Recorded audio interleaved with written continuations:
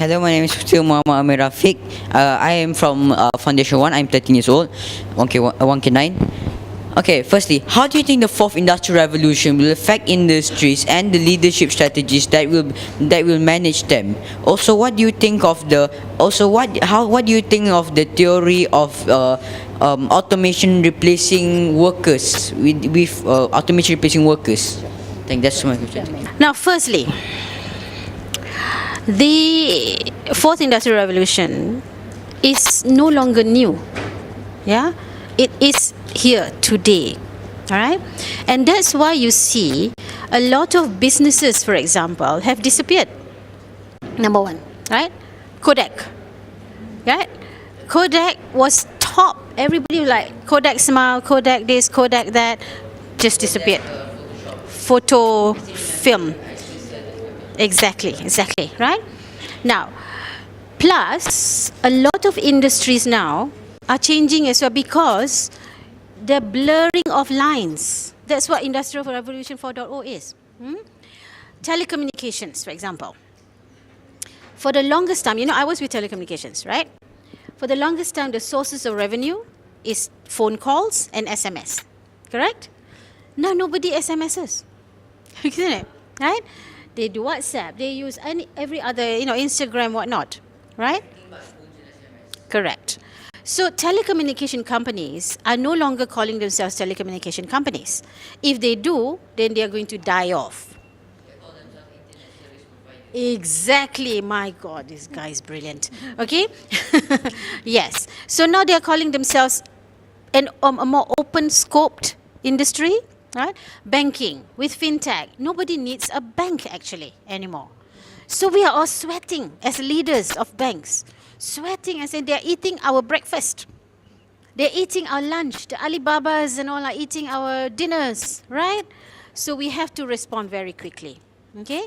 From a people perspective, right?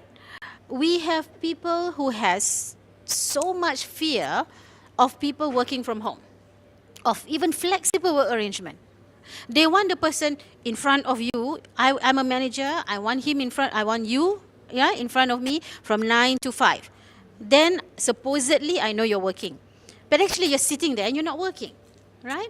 So what's the use of that?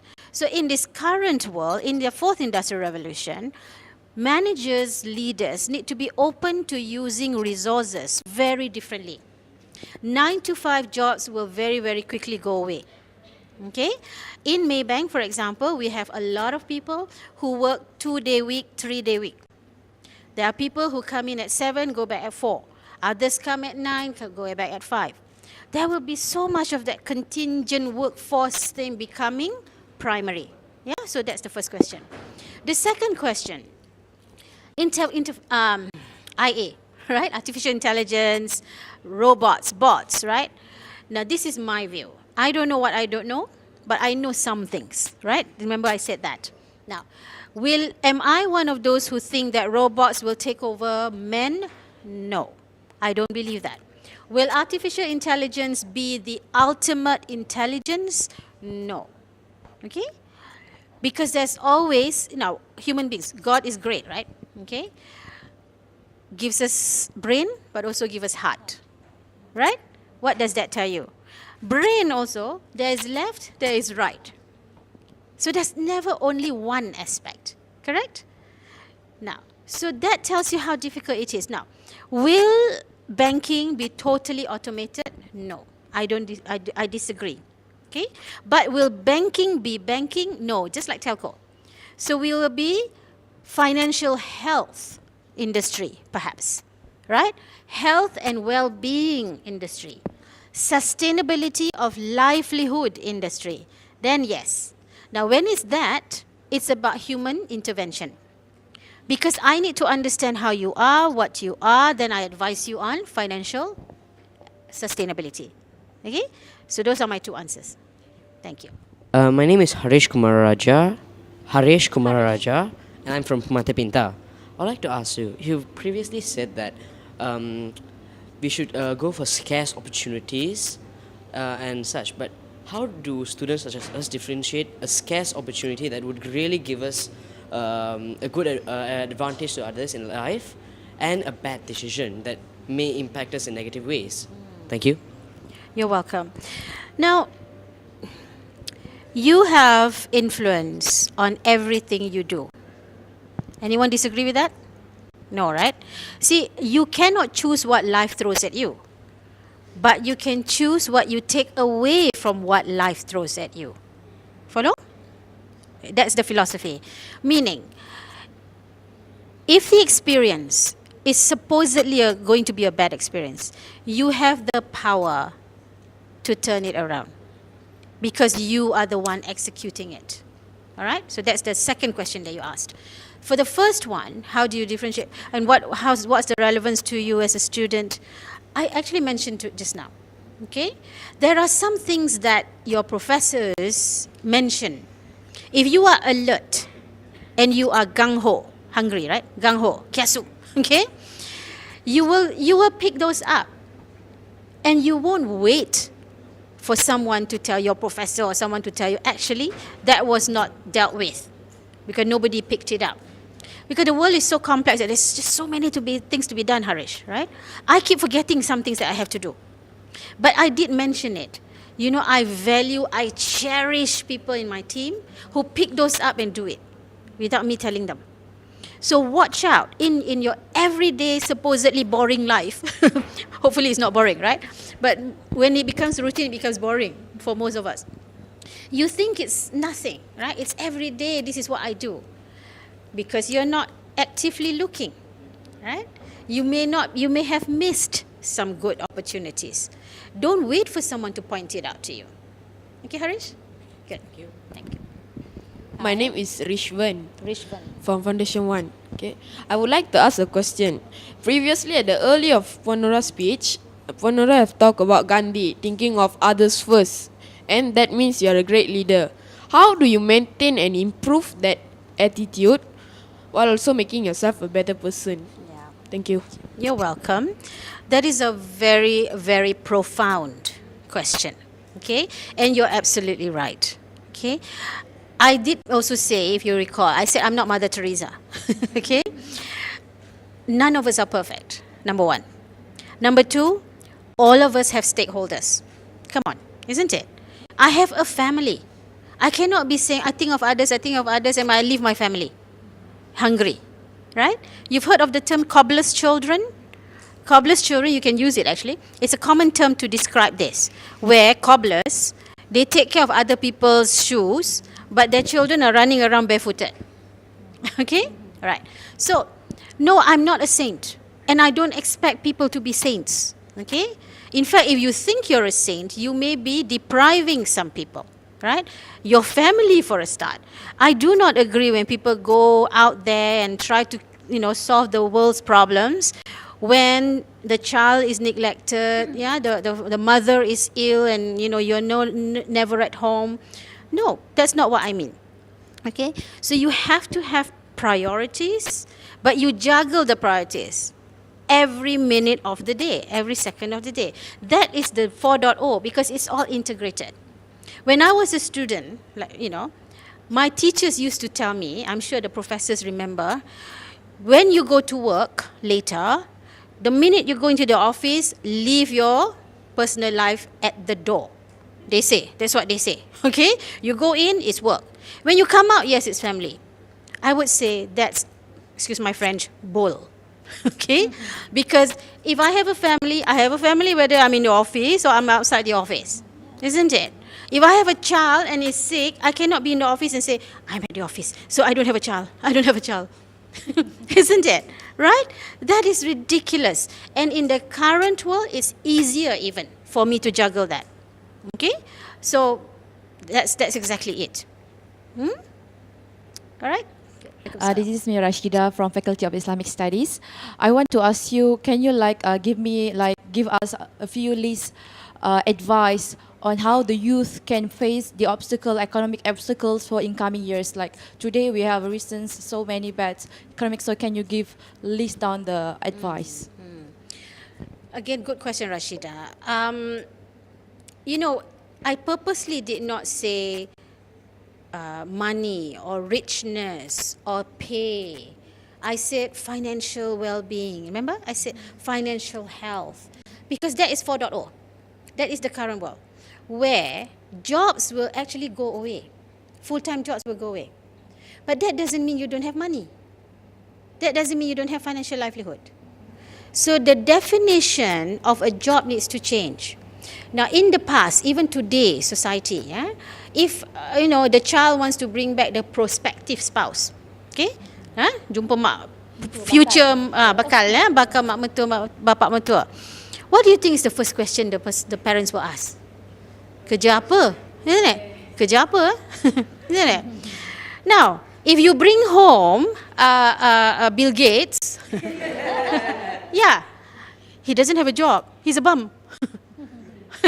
Right? That's why the definition needs to change. Doesn't have a job doesn't mean no livelihood. The richest people in the world, the billionaires of the world, do not have a 9-to-5 job. Isn't it? They started in the garages. Right? There you go. So, I don't know whether I'm breaking anything here, but even you can generate revenue. Right? Internet. You post what you can do, I bet you there are buyers. Somebody somehow will contact you and say, I actually need this. It's okay lah kalau RM50 pun, right? It's still money, right? You still get your extra whatever you wanted. So you can test that, try that. Courage is a muscle, remember, okay? Confidence is a muscle, right? You exercise it. Getting financial well-being and health is a muscle. Try, test. You are great people, right? You can sell some of your thinking and your ideas. Companies do hackathon, whatever ton, right? Because we need ideas, right? People like me from the earlier generation may not have all the answers, will not have the answers, not me, will not have the answers for the current products, right? That's why we need ideas from you guys. You have ideas. We cannot wait for you to graduate. That is already too late, right? So we must find a way where we can tap on you, and we don't tap free, can? Right? So you already have a trust fund, let's say. Your trust fund is growing. And that's not actually using you, right? As long as you get, it's a win-win. Okay? Right. Good morning, Puan Nora. Morning. First and foremost, thank you for your talk. You're welcome. And here's my question. Here at College Permata Pintar, we are often prompted by our prof and our director to work on our leadership skills. So that is when we work hand in hand and we design programs that are designed by organizations outside. For example, we have Permata Model United Nations. Okay. So that's one example. And what, in your opinion, what program, for example, that MayBank has that we can actually mimic or imitate, if you may, that will up our leadership skills? Thank you. Our Go Ahead Challenge is an award-winning program. Okay? It is award-winning. Every year we get awards. But ideas are depleting. So I would love to collaborate, right? For you to understand, but you have to understand the essence of Go Ahead. That one, I'm paranoid. You cannot break that essence. Okay? Yeah? Because the essence encapsulates everything that I said just now. Everything that I hold dear, okay, in a talent. But I would love a different idea in terms of how do we suss out these from people. That's what we do, For example, resilience and teamwork, real teamwork. What we do in this competition, right? They actually stay with us, right, during the competition. So they're supposed to be presenting something tomorrow morning. This group, right? I think you know, right? And then that's a secret, by the way. Okay. So they prepared their presentations, on nice PowerPoints and everything in their PCs, right? At 2 a.m. when they're sleeping, my team will go and destroy it. Yeah.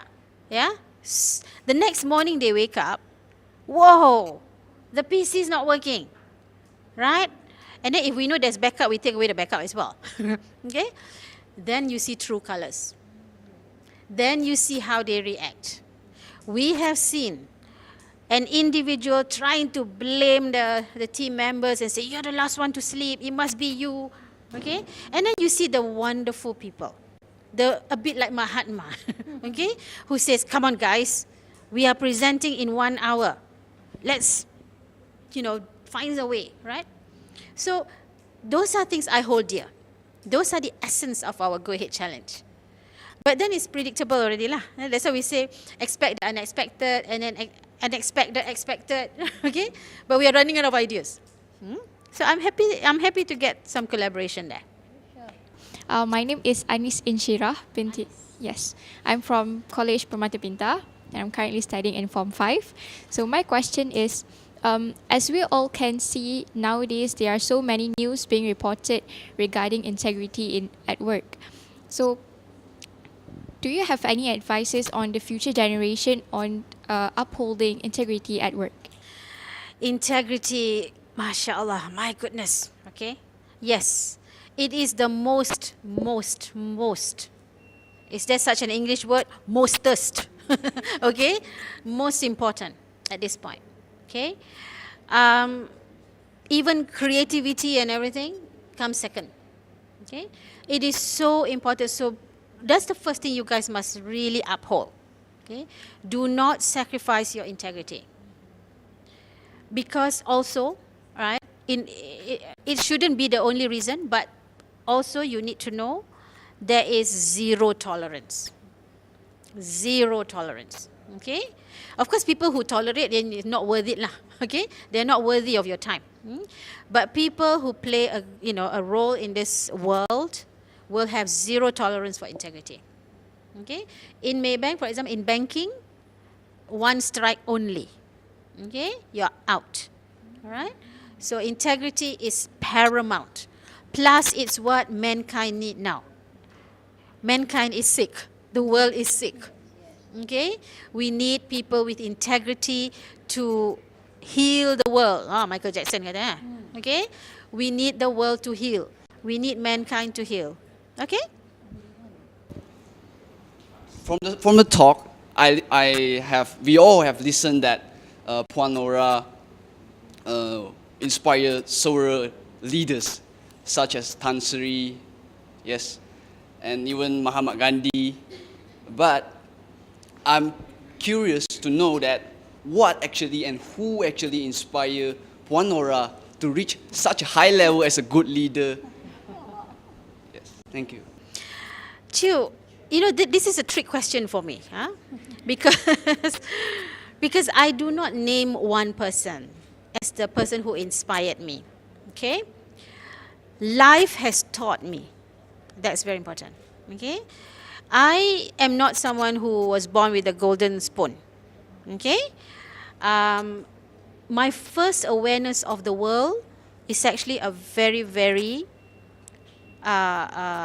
bitter world. Okay? I can tell about that later lah, yeah. But it's got to do with marriage and all that, right? So I was a child, right? I was 3-4 years old. There was a breakup in the family and everything. So life has taught me a lot. That's what I was saying just now. I can't choose what life throws at me, but I can choose what I take from the experience. I can turn very bitter. Okay? I can say, why is everybody has mom and dad? I only have mom. Right? And then I grudge the world. Okay? So I have learned from life. That's one. But two, yes, of course. I said just now, a lot of people have opened doors for me. I'm so, so thankful. I can name all of them. Okay? They took chances on me. MashaAllah. God, it's like amazing. Right? Why did they give me all the jobs that I had when I had no experience in those jobs? But they knew that I wouldn't let them down. I think that's very important, right? The first thing that drives me is I cannot let him down. I cannot let her down. It's not me, okay? Because he opened the door for me, he appointed me, right? How can I do this to him? So if you have that, for me, those people are, they are the ones who built me. I have one, his name is Chris Babici. He's Italian. He's married to a Thai lady. fantastic banker. His last job was CEO of in Qatar, all right? But today he's running a motel in Phuket. Okay? Yeah. You know, he's one of my role models. Why? Because he put some sense into me. I was a very, because of life, right? I'm very kiasu, right? Okay? I want to win, I want to be included, right? I wasn't a very nice person lah. Not because I'm very bad to the person, but because I'm so tenacious, right? I drive, very focused. He became my mentor one day, right? And he knew that was me, right? It was so powerful. Something so simple was so powerful. He sat me down. I was 31 years old, right? He said to me, Nora, let your head down. Chill. After 31 years of life, that was the first time someone said that to me. That was the first time someone gave me permission to chill. Masya Allah. Since I was young, I had to fight for this. I had to win. I had to this. I had to that. Right? I was carrying the weight of the world on my shoulder. Nobody asked me to. But because that's life, right? My life, right? So he gave me permission. He was the first person who expressly gave me permission. Don't carry the weight of the world. You can't imagine how I felt. It was literally feeling lighter. Someone just gave me permission not to have to win, not to have to go and, become first, become this, become that, right? Okay? Oh, that's my alarm to remind me that you need to go. Okay, so there are people whom I will say are people who shaped my life, who made me a better person, okay? But there are many. Yeah, okay?